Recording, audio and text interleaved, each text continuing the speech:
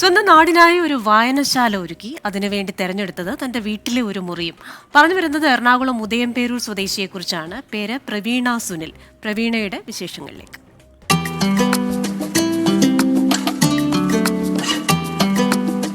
ഏകദേശം ഒരു 8 വർഷങ്ങൾക്ക് മുൻപ് ഉദയംപേരൂരുള്ള ഒരു 3 മുറി വീട്. പിന്നെ പറയുന്നത് ആ വീട് ഒരു ലൈബ്രറിയായി മാറിയ കഥ.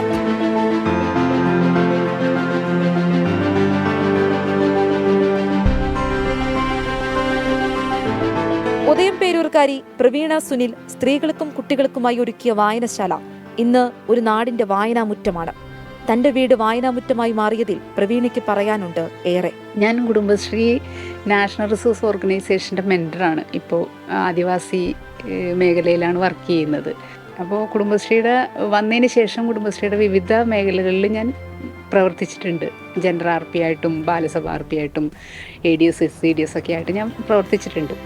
അപ്പോൾ കുടുംബശ്രീ തന്ന ഒരു എക്സ്പീരിയൻസിലാണ് ഞാൻ ഇത്തരം കാര്യങ്ങളിലേക്കൊക്കെ വരാനായിട്ട് എനിക്കൊരു അവസരം ഉണ്ടായത്. ഒരു സാഹിത്യ രംഗത്തേക്ക് സ്ത്രീകളെ കൊണ്ടുവരിക എന്നുള്ളൊരു ഉദ്ദേശത്തോടു കൂടി അങ്ങനെ എല്ലാ ജില്ലകളിൽ നിന്നും 3 പേരെ സെലക്ട് ചെയ്തപ്പോൾ അതിൽ എറണാകുളം ജില്ലയിൽ നിന്ന് ഒരാൾ ഞാനായിരുന്നു. അങ്ങനെ ഞങ്ങൾ KLF കാണാനായിട്ട്, കേരള ലിറ്ററേച്ചർ ഫെസ്റ്റിവൽ കാണാനായിട്ട് കോഴിക്കോട് പോവുകയും അവിടുത്തെ ഒരു എക്സ്പീരിയൻസ് എൻ്റെ ലൈഫിൽ എനിക്കത് ആദ്യമായിട്ടുള്ളൊരു എക്സ്പീരിയൻസ് ആയിരുന്നു.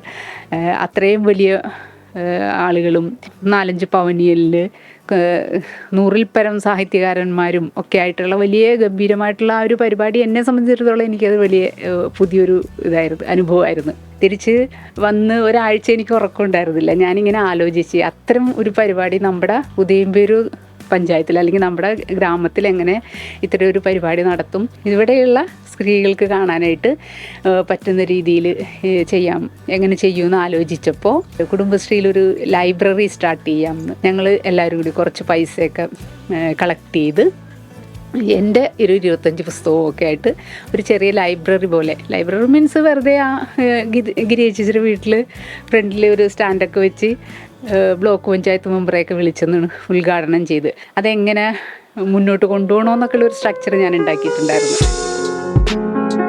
പൊതുപ്രവർത്തക കൂടിയാണ് പ്രവീണ. KSRTC മുൻ ജീവനക്കാരനാണ് ഭർത്താവ് V സുനിൽകുമാർ. പരിമിതമായ സൗകര്യങ്ങൾ മാത്രമേയുള്ളൂവെങ്കിലും സ്വന്തം വീടിന്റെ ഒരു മുറി വായനാമുറ്റമാക്കുന്നതിൽ പൂർണ്ണ പിന്തുണ സുനിൽകുമാറും.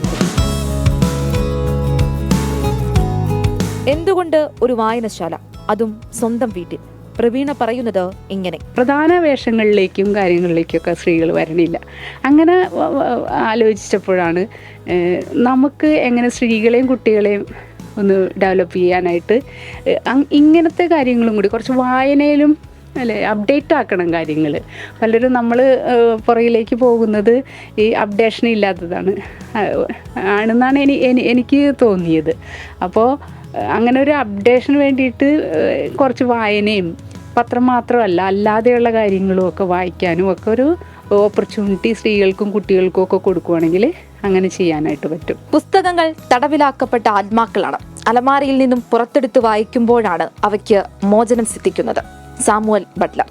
ക്യാമറമാൻ അനൂപ് നായർക്കും അമലിനുമൊപ്പം ആൻമരിയ സനി, 24 കൊച്ചി.